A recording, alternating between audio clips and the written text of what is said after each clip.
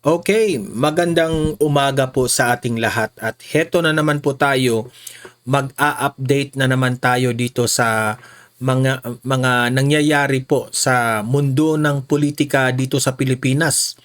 Especially na nagka nagkagulo diyan sa Senado at talagang hati na talaga yung mga senador. Pero kung kahit hati, medyo lamang pa rin yung majority na 13 senators yung nagkakaunawaan, okay? At si kahapon nga meron tayong update si Mig Zubiri at si JV Ejercito ay tuluyan na ngang sumama dito sa siyam na mga senador sa minority. So if the final count ngayon is 13 yung majority at yung minority is 11. Okay? So talagang mananaig talaga si Senate President Alan Peter Cayetano bilang leader ngayon ng Senado. Okay? So, hindi po nakuha nilang magkodita kahapon. Kaya nanlumo. Meron akong mga kakilala dyan sa loob ng Senado. Nag-walk out raw itong gaano ba yan totoo? Nag-walk out raw si Soto. Hindi niya matanggap-tanggap eh. Kahit hindi aaminin ni Tito Soto, halatang halata naman na insecure siya dito kay Senator Alan Peter Cayetano. Kasi kung tutuusin, mas matalino pa si Senator Alan Peter Cayetano. So yan po ang pag-uusapan natin, yung mga updates, no?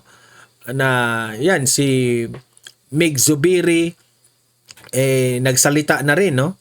Na bakit raw siya nag-join dito sa minority. Nung nakita ko yung video, ang plastic. Opinion ko yan, ha? That's my own opinion. Napaplastikan ako dito kay Mig Zubiri. Mamaya ipapakita ko yung video na yan, okay? Marami tayong dito.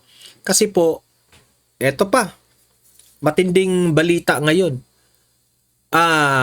Ibinulgar na po ni Senator Amy Marcos na itong 13 na mga majority ay tinatakot sila ngayon.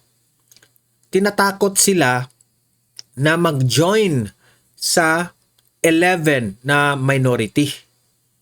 Tinatakot sila kasi ayaw nilang si Senator Alan yung Senate President. Yan. Kung paano sila tinatakot, malalaman nyo mamaya sa video dito. May ipapakita akong video sa inyo na tinakot itong mga 13 na senador para lang mag-join doon sa grupo ni Soto. Ganyan sila, mananakot na sila. Hindi ako nagsabi niyan, ha? Si Senator Amy ang nagsabi nito. Ipapakita ko yung video na yan mamaya. At anong style ng pananakot nila? Hintay nyo sa gitna ng video. Ipapalabas ko. Okay? At ito na nga, no? At dahil sa mga nangyayari, meron akong ipapakitang video sa inyo patungkol kay Bongbong Marcos. Yan ang uunahin natin na itatalakay. Okay? Yan ang unang video yung ipapakita ko sa inyo. May balita ako kay BBM na ganito na po ang nangyari sa kanya. At last but not the least, no? Senator Robin Padilla nagsalita na, iginiit niya na ang soberanya ng bansa hindi kami magpapasakop. Kilala naman natin itong si Senator Robin na makabansa ito. He really loves the Philippines and galit siya sa mga dayuhan na inaapi ang bansang Pilipinas. Alam naman natin kung gaano ka-passionate itong si Robin Padilla sa bansang ito. Okay? Yan ang ating ipapakita mamaya yung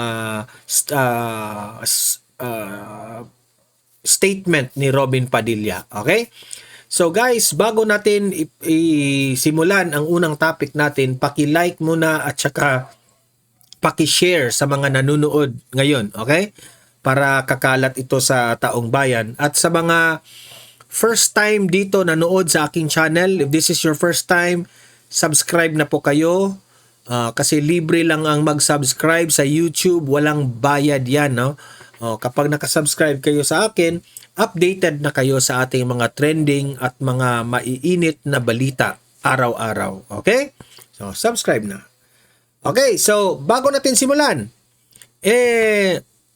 mag-greet muna ako dito sa mga minamahal nating mga audience dito sa Donmar TV. Ayan.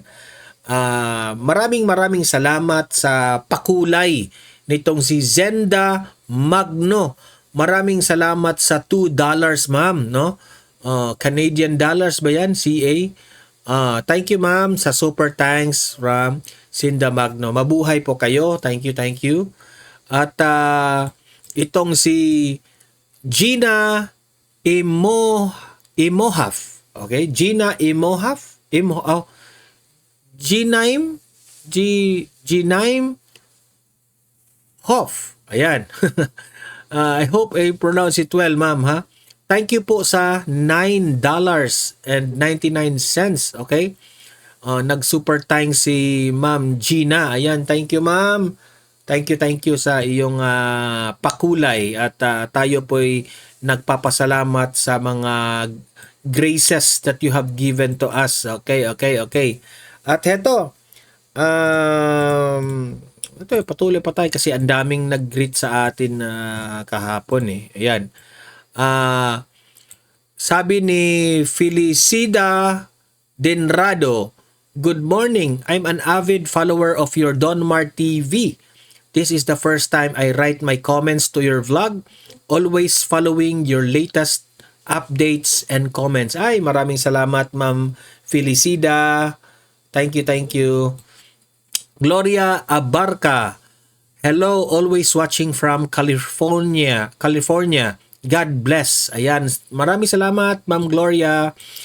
Debra Sanipa, "Hello, Donmar TV. I'm always watching your vlog. Watching you from Ireland." Ayan, maraming salamat sa mga kababayan natin dyan sa Ireland. Ayan, Ma'am Debra, thank you. Elvira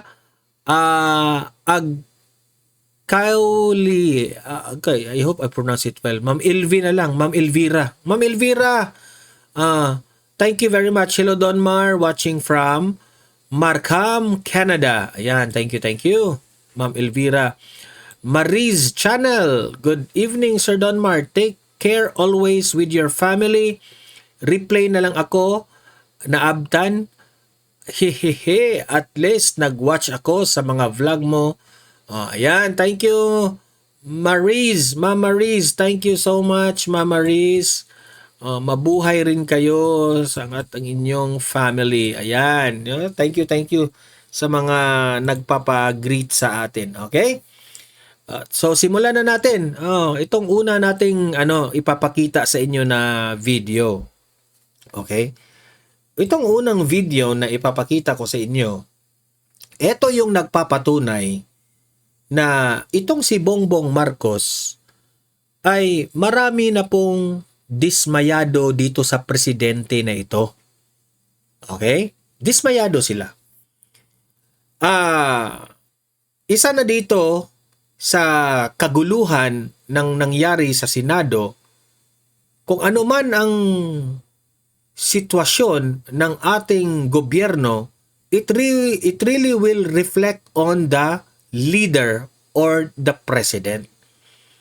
Tingnan nyo ha, di ko lang alam kung saang lugar itong video na ipapakita ko sa inyo. Pero itong video na ito yung nagpapatunay na parang nasusuka na talaga yung taong bayan kay BBM. Ito po yung video. The President of the Republic of the Philippines, His Excellency Ferdinand R. Marcos Jr.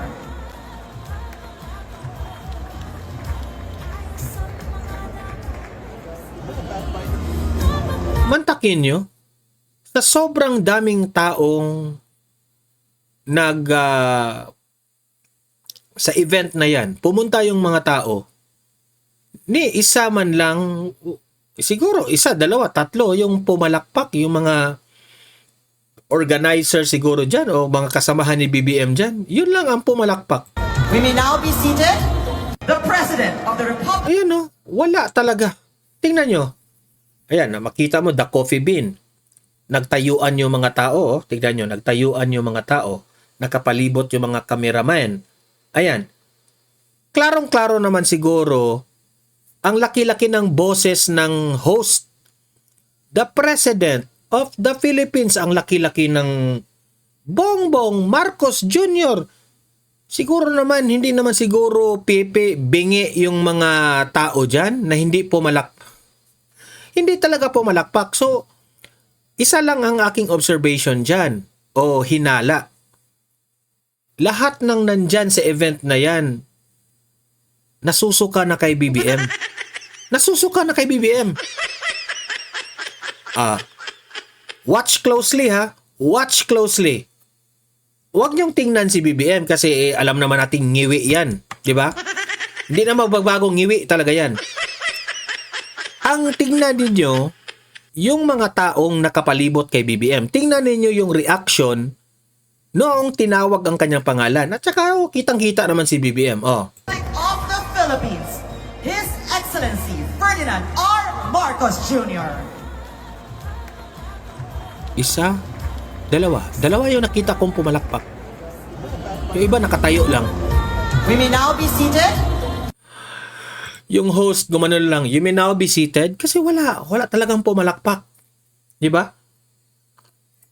At kung mapapansin mo, yung nag-control ng music o DJ sa booth ng event, nilakasan na lang yung music para hindi halata na walang pumalakpak. Kawawa.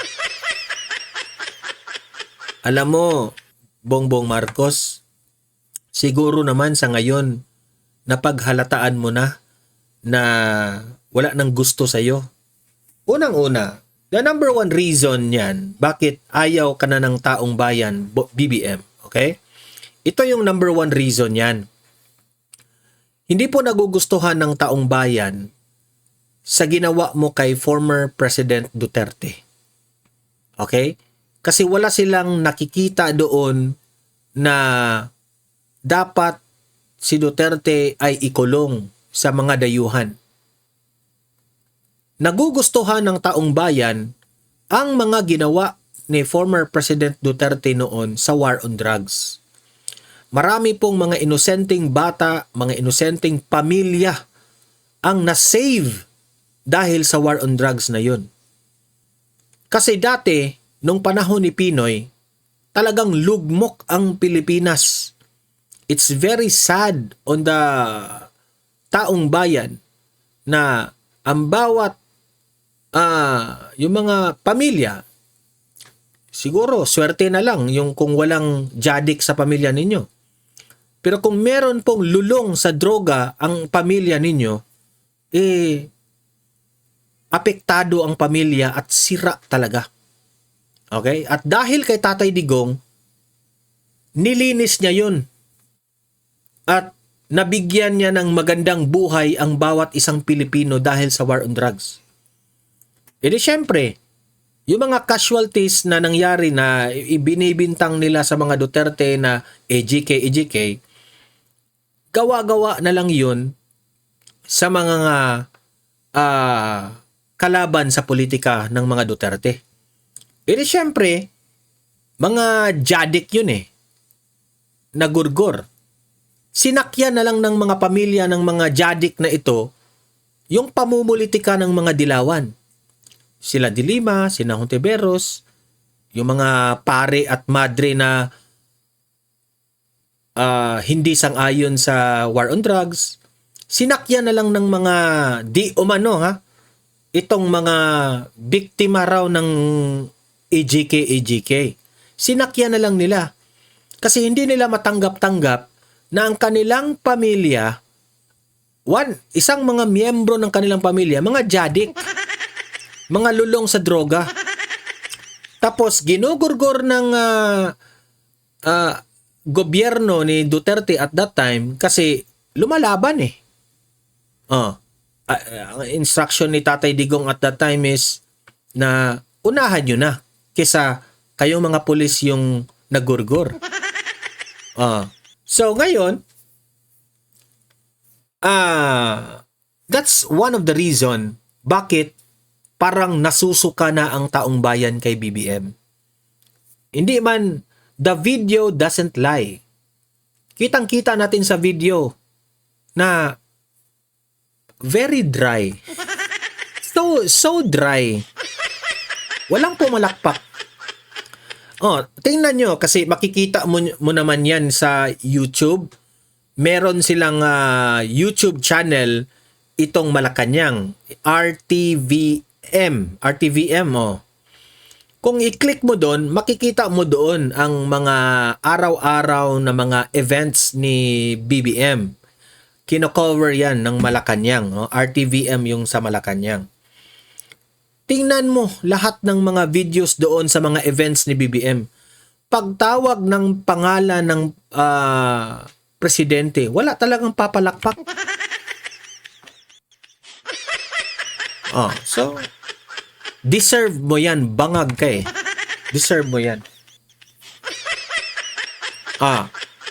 Dito sa pangalawang video na ipapakita ko sa inyo, ipapakita ko ito na isang senador na itong si Migs Zubiri ay sobrang hari ng kabalimbingan at kaplastikan. Kayo nang humusga ha. Tingnan niyo si Zubiri. Sobrang plastic. Obviously independent and you abstained when there was a change in the Senate leadership. After what happened last week, with the handling of the shootout here in the Senate, natauhan ako, nagulat ako para sa institusyon na ito. Natauhan ako, nagulat ako. Ito yung reason niya ha. Ito yung reason niya bakit sumama siya sa minority nila Soto, okay? Nagulat rin siya. At napaisip ako ng malalim. Tinanong nga ako ng mga anak ko na bakit nagkaganito sa Senado. So, I prayed hard and discerned. Plastic? I sought for discernment. And I said, it's about time that we make a stand na maiba ang pangyayari dito sa Senado. Sa tingin mo, sa pag-transfer mo sa minority, magiging maayos ang Senado? Ha? Gago ka pala eh. Bobo mo.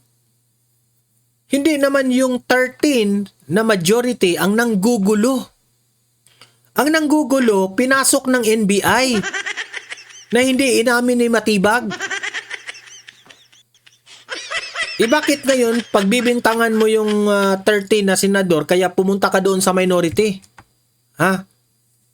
Halatang halata ka na. Balimbing ka. Huwag kang huwag kang kumampi ni BP Sara pagdating ng 2028. Tatandaan ko yan, Mig Zubiri ha. Huwag kang kumampi. Itong taong ito, traidor, balimbing.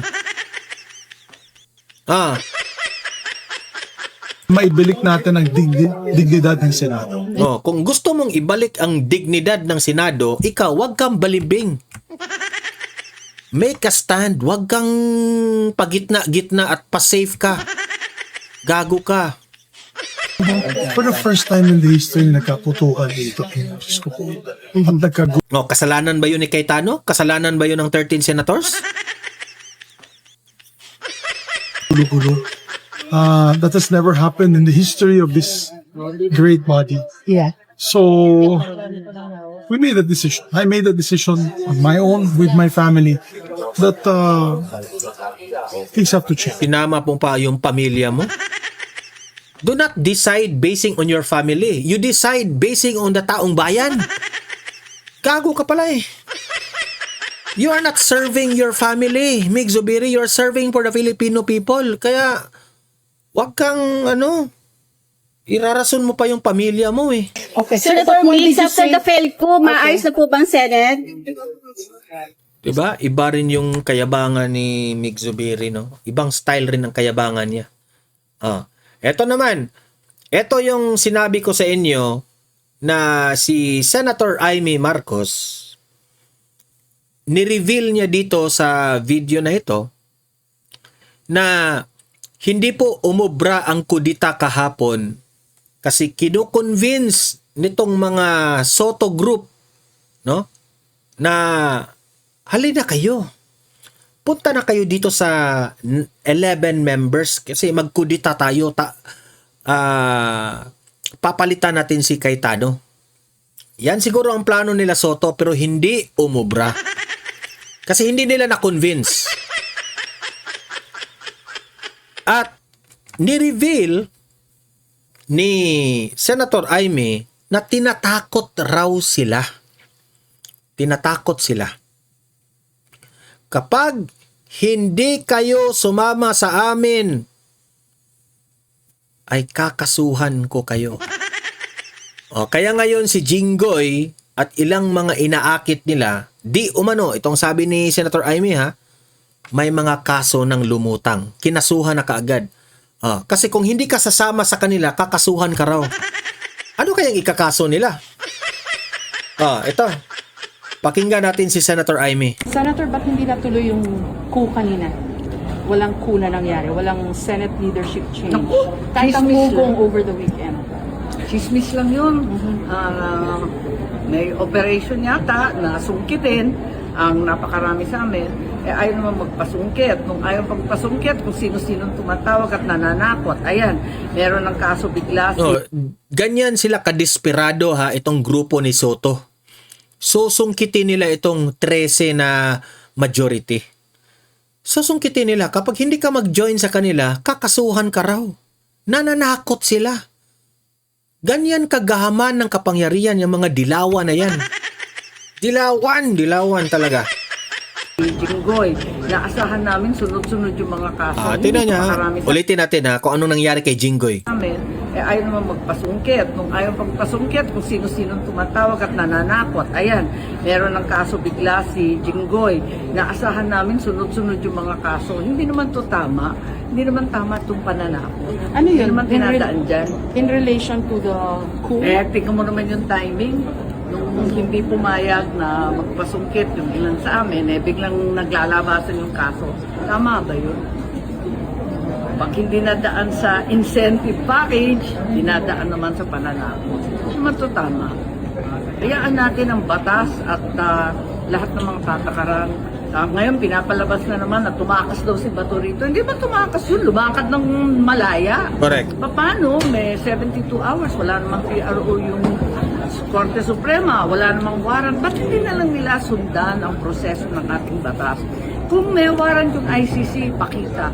Yung ICC warrant padala sa Interpol. Yung Interpol tatawagan yung kanilang counterpart dito sa Pilipinas, yung PCTC, pupunta sa korte na local court, buhan ng local warrant na Pilipino. Ayun, ba't hindi nila sundan? Kesa napakagulo nito, tapos may siege of Senate pa. Ano bang klase yan? Nakakahiya tayo. Yan ang problema ng ICC. Hindi sila dumadaan ng tamang proseso kung gusto man nilang bigyan ng warrant of arrest si Bato. So anong tawag mo doon? ICC, walang mga respeto. Malinaw yun. Malinaw pa sa sikat ng araw yung explanation ni Senator Amy. Kung gusto ng ICC pumasok sa Pilipinas, idadaan sa Interpol. Ang Interpol ay dadaan dito sa counterpart ng Pilipinas, which is yung PTPC ba yun? Yung sabi ni Senator Amy. Tapos, ayun na. Tuloy-tuloy na yan. Idadaan na yan sa proseso dito sa bansang ito. Okay? Parante, anong ginawa ng ICC? Si Trillanes. Dinaan nyo kay Trillanes Tanod si Trillanes? Hindi nga tanod Siguro tanod ng ICC. Hindi nga nanalo ng mayor sa lugar nila. Grabe naman yan.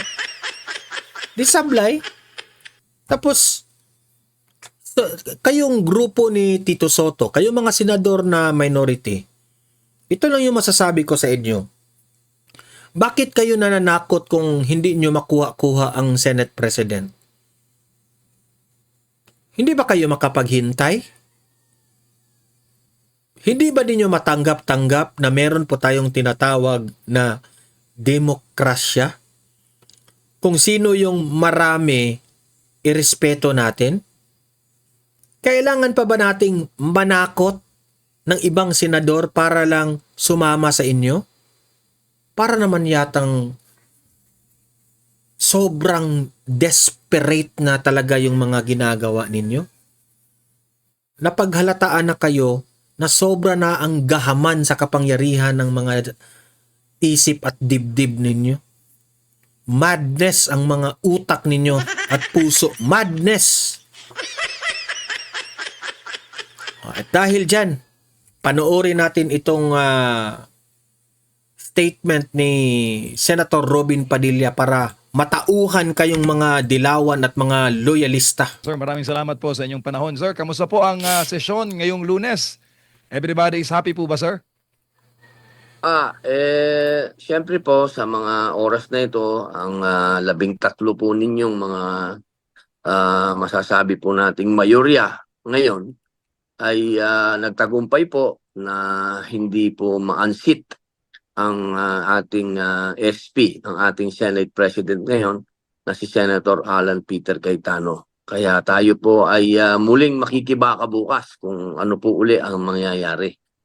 Alhamdulillah, marami pa lang mga sir, no? Maraming development ngayong araw. Nag-convene po kayo bilang Senate Impeachment Court at may mga committee na po na naibigay sa mga members ng majority. Ano bang committee hawak mo ngayon, Sen? Ako naman po ay hindi nangangarap ng mga committee na walang kinalaman sa aking natatawag pong interes. Unang-una, ang naibigay po kanina, yung Muslim Affairs saka Cultural Minorities. Dati ko rin po yan, ako din po ang chairman yan. At bukas po, inaasahan po natin na sa atin din ibibigay muli yung pong mass media, yung public information po.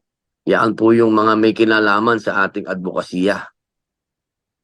Opo, at kanina po sa niyo pong pagkukunvene ng Senate Impeachment Court, marami po, Senator, ang may mga agam-agam at syempre yung mga supporters ni VP Sara, talagang kine-question kung bakit raw umabot sa Senado yung reklamo. Para sa kanila po, wala naman daw katuturan, lalo na yung issue kay Madriaga, lalo yung issue yung sa AMLAC. Bilang senador, sir, ano po ba ang constitutional duty ng isa pong sitting senator pagdating po sa impeachment? Alam niyo po, ako po'y nakapagbigay na ng maraming opinion at komento patungkol po dyan. Ngayon kasi kasama, hindi na tayo makapagbigay pa ng opinion dahil na-convene na tayo. Ang masasabi ko lang, mga mahal pong kababayan, kapag ka nakarating na po kasi at tinanggap na po ng Senado ang articles ng impeachment, sa konstitusyon po, hindi po ito pwedeng mapigil na. Ang katunayan, kung hindi po tayo ang mayorya, talagang tayo po ay magtatalumpati dyan. Ang tawag po nila dyan, filibuster. Magtalumpati ka ng gusto mo, 3 araw yung talumpati mo, pwede yon. Wala pong makakapigil sa iyo. Opo, pero dahil tayo po ang mayorya ngayon at yaan po ang pilit na ini-issue ng minorya na kaya po naging si Senator Alan Peter Cayetano ang naging Senate President dahil gusto po daw ng dating minorya, kami po yon, na ang impeachment ay amin pong harangin, yung amin pong, alam niyo po, hindi po namin pwedeng gawin yun. Dahil pag ginawa po namin yun, nilalabag po namin ang konstitusyon. Kung meron pong dapat dyan na masasabi natin na hindi nagampanan yung kanilang papel para hindi makarating sa atin, ay yung mga bumoto po dyan sa Kamara. Ang nangyari po kasi, naging overwhelming yung boto dyan, kaya po nakarating sa amin at kailangan po namin talagang tanggapin at aksyonan yan. At yun po ang sinasabi ng konstitusyon. Senador, si Admar po ito, magandang gabi. Nabanggit niyo po na Boss, bukas, magandang gabi po. bukas magkakaroon na naman ng panibagong hamon na naman. Pero pag ganito kasi, kukonti lang talaga yung difference, no? 13 to 11.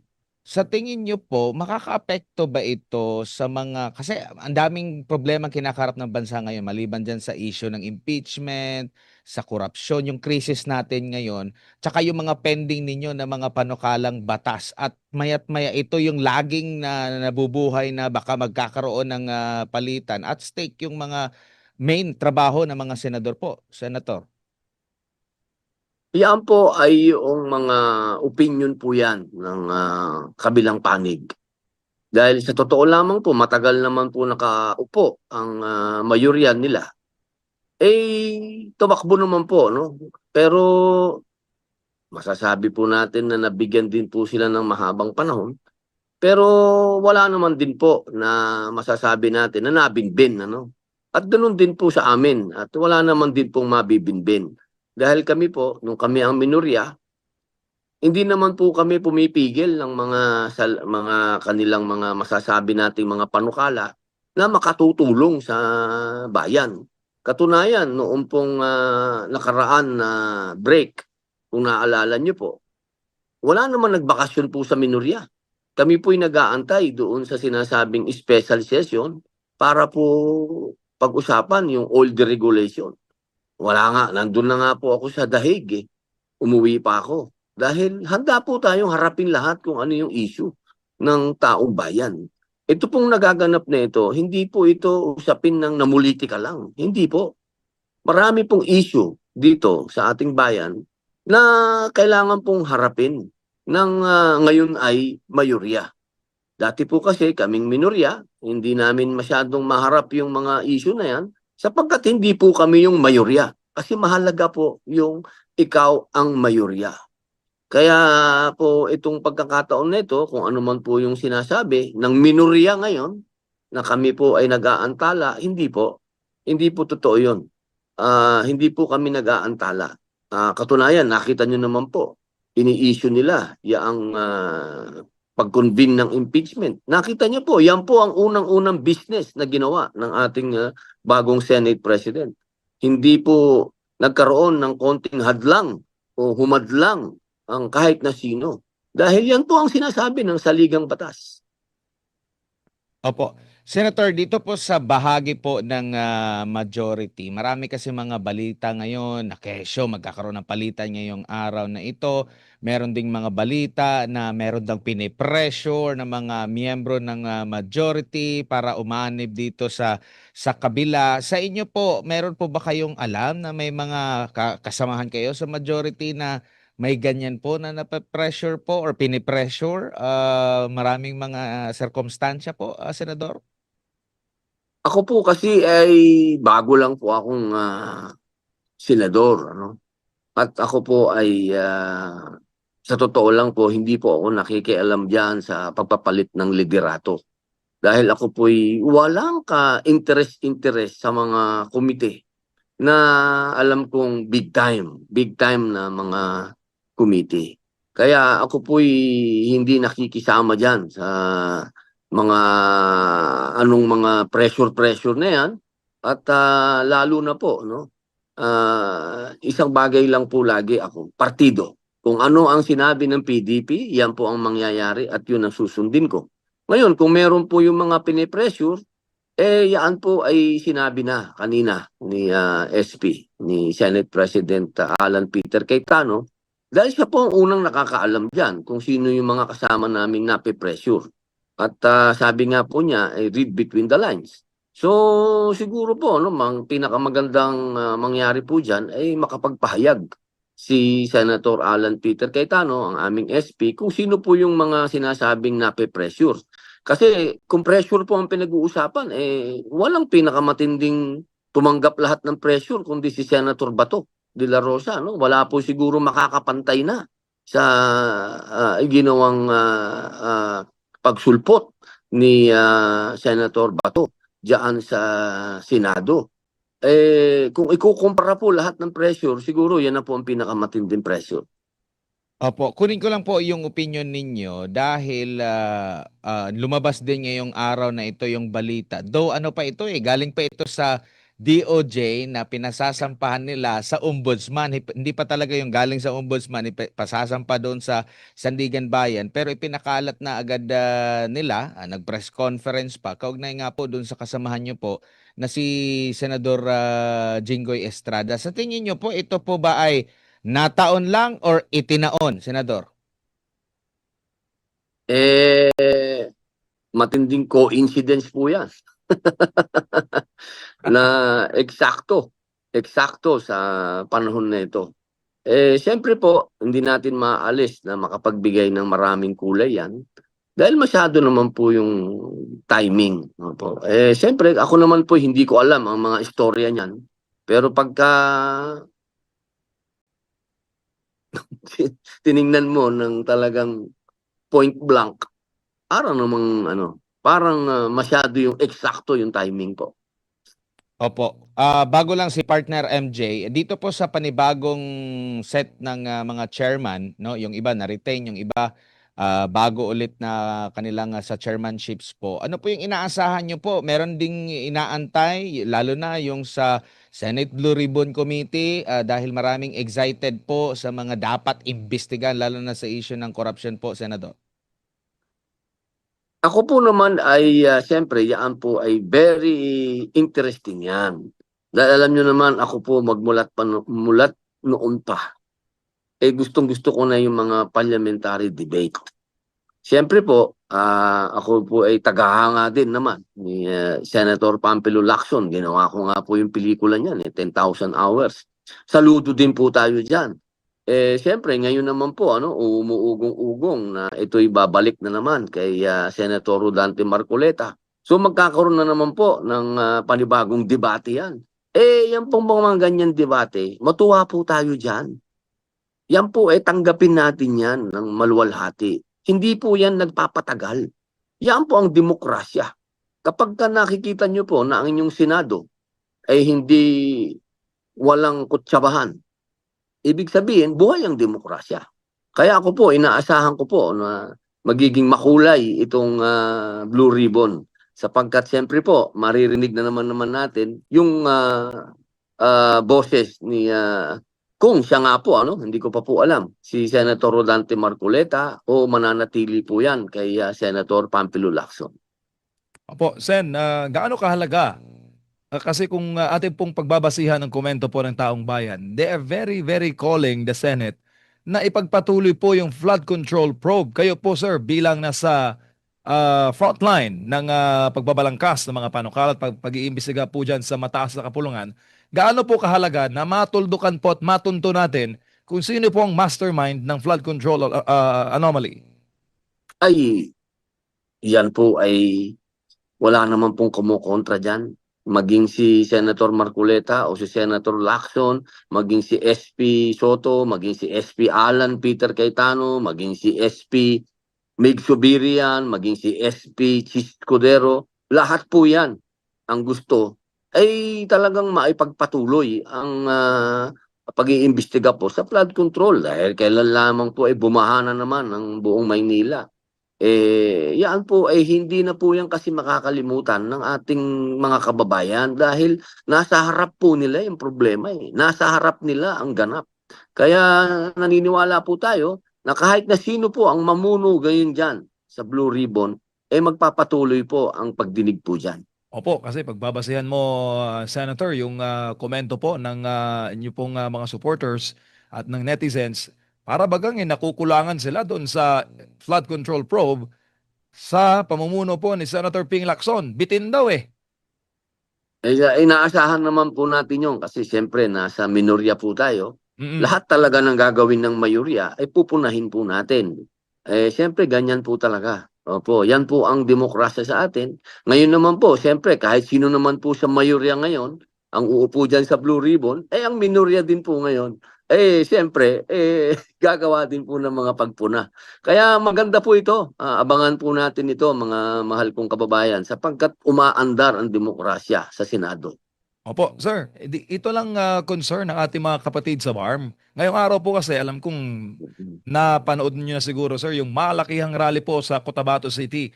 Libo-libong Bangsamoro stakeholders, kabilang po ang mga kabataan, mga kababaihan, religious leaders at civil society groups ang nagprotesta at nanawagan po. Ang kanilang panawagan, Senator, ay Recover BARM Movement. Pinanawagan po nila ang pagpapanatili ng MILF leadership sa BARM. At muli lang talaga itong si former BARM chief Al-Haj Murad Ibrahim. Sir, kayo po ay malalim sa paksa sa ating mga kapatid na Muslim. Ano pong komento nyo dito, sir, at payo? Ayan po talaga pinagdurugo ng aking puso, subhanallah.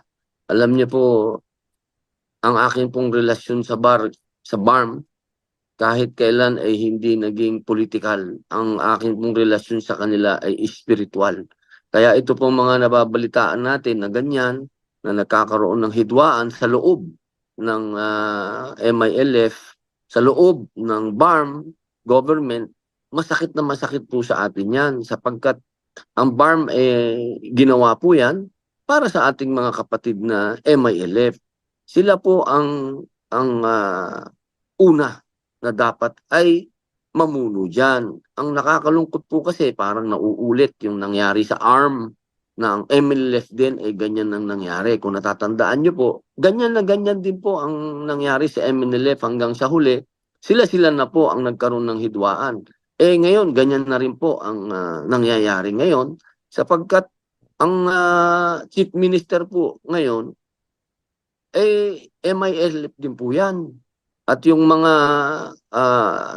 naapektuhan na dating mga leader, si kaibigan ko po yan, magkasama po kami sa Libya ni Al-Haj Murad ng mga panahon na binubuo po itong BARM, yung exploratory talks po yan, magkasama po kami yan sa Libya.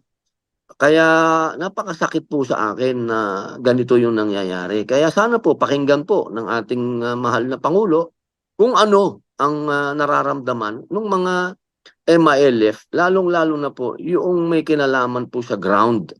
Kasi pagka ganyan po ang sitwasyon, sayang yung BARM.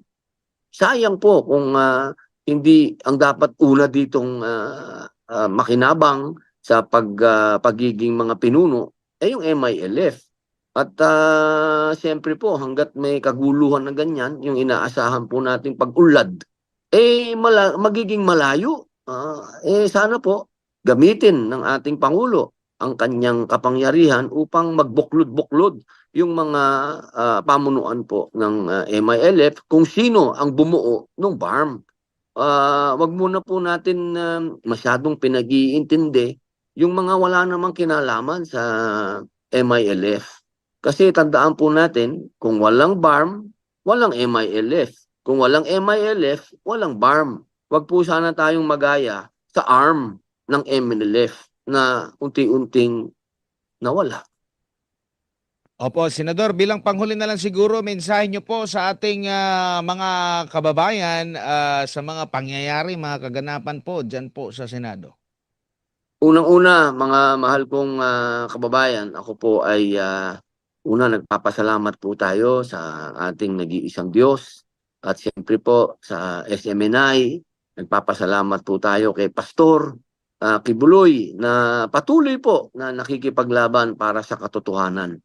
Napakahalaga po na nandiyan ang SMNI dahil ito pong mga nangyayari ngayon sa Senado, medyo napakalungkot po dahil lumalayo sa katotohanan kung ano yung tunay na mga naganap. Napakadami pong pagbibintang, napakadami pong mga eyewitness kuno na nakita kami doon, nakita kami dito, mga masasakit pong mga paratang na itong mga ganitong bagay po na pinag-uusapan natin ay isang parte ng gobyerno. Tandaan po natin, isang branch ng gobyerno ang Senado. Sagrado po ito. Sagrado ito, mga mahal kong kababayan. Ito po ay resulta ng isang revolusyon na nag-create, bumuo ng isang mataas na kapulungan. At itong mataas na kapulungan, wag po nating gawin na parang palengke. Parang ala na po tayong respeto dito sa Senado. Wag pong ganon. Hinihingi ko sa ating mga kababayan na tingnan niyo po ang Senado na kung paano niyo tinitingnan ang judiciary, ang executive. Dahil ito po ay parte ng branch of government. At kami po naman dyan, hindi po kami magulo. Kami po ang ginulo. Yun po ang tandaan natin. Nasa loob po kami ng building namin. Nandoon po kami sa aming matatawag na himpilan. Kami po ang, hindi naman po kami po pwedeng hindi namin ipagtanggol ang aming institusyon. Ito po ay karapatan namin at aming duty. Duty po namin yan na ipaglaban ang Senado dahil kami po ay binoto ng tao. Tandaan po natin, kami po ay mga halal ng tao. At kami po ay representante ng tao. Hindi po kami appointed. Hindi kami basta na lang umusbong at kami na naging public servant na. Hindi po. May mga boto po kami. Kaya sana, inihiling po namin na wag naman kaming gawan ng kwento. Wag po kaming gawan ng mga kaimposiblihan na parang akala mo nasa pelikula tayo. Sinasabi na nagpunta sa airport, sinasabi na sumakay ng yate. Ano po ba yan? Hindi po ito biruan. Hindi po ito pelikula. Ito po ay pinaglalaban natin ang soberenya ng ating bansa. Pag sinabi po namin soberenya, hindi po kami nagpapasakop sa warrant of arrest ng dayuhan. Hindi naman po siguro mahirap intindihin yun na ang inaantay namin ay warrant of arrest manggagaling sa bansa natin. Dahil para saang naging mga senador kami ng bansang ito kung susunod kami sa dikta ng dayuhan. Sayang naman ang pinaglaban ng ating mga bayani. At para tayo'y magkaroon ng gobyerno at tayo'y magkaroon ng independensya. Sayang. Kaya sana, mga mahal kong kababayan, maintindihan ninyo, kung iba man ang opinyon ng ang ibang naming mga kasama, okay lang ang ICC warrant. Kanila yun. Sana, respetuhin din yung aming opinyon. Kaya nga po tayo may demokrasya. Kami, ang pinaniniwalaan namin, ang kasama namin, ang aming Senate President ngayon, kailangan magkaroon ng papel ang korte ng bansang ito. Hindi po pwedeng tatango lang tayo, hindi pwedeng papayag lang tayo kung ano ang sasabihin ng dayuhan. At huwag maging pilosopo yung mga abogado na sinasabi nila na hindi dayuhang korte yan. Tingnan nyo lang yung pagmumukha ng mga tao dun. Dayuhan na. Paano mo sasabihin hindi dayuhan? Huwag nating daanin sa pilosopong legal itong pinag-uusapan natin. Ito ay pinag-uusapan natin ang ating soberenya, kung ano ang pinaglaban ng ating mga bayani. Hindi tayo pwedeng magpasakop. Hindi tayo pwedeng hinuhusgahan ng mga dayuhan. Tandaan po natin, tayo ay Pilipino. Dapat taas noo tayo. Hindi tayo alipin ng sino man. Tayo'y kapantay, maging anuman ang lahi niyan, maging puti man yan, maging dilaw man yan, o anuman ang kulay niyan, pantay-pantay tayo. Walang mataas. Tayong lahat ay pantay-pantay sa mata ng Diyos. Yun lamang po. Maraming salamat po sa inyo. Maraming salamat si Senador. Yan so maganda po yung mensahe ni Senator Ruben Padilla. Malinaw na malinaw. I hope naman kayong mga dilawan at mga loyalista, bobo na talaga kayo kung hindi nyo maintindihan yung sinabi ni Robin. Diba? So sa mga audience ko dito sa Donmar TV, ayan, give us your opinion, ang inyong reaction, ilatag nyo sa comment section para mabasa po natin yan. Okay? Paki-like, paki-share sa mga nanonood ngayon. Sa mga hindi pa nakasubscribe sa akin, subscribe na po kayo kasi libre lang yan para lagi kayong updated. See you in my next video. Have a great day. Have a great night. God bless po sa ating lahat. Mabuhay ang Pilipinas and God save the Philippines. Bye-bye.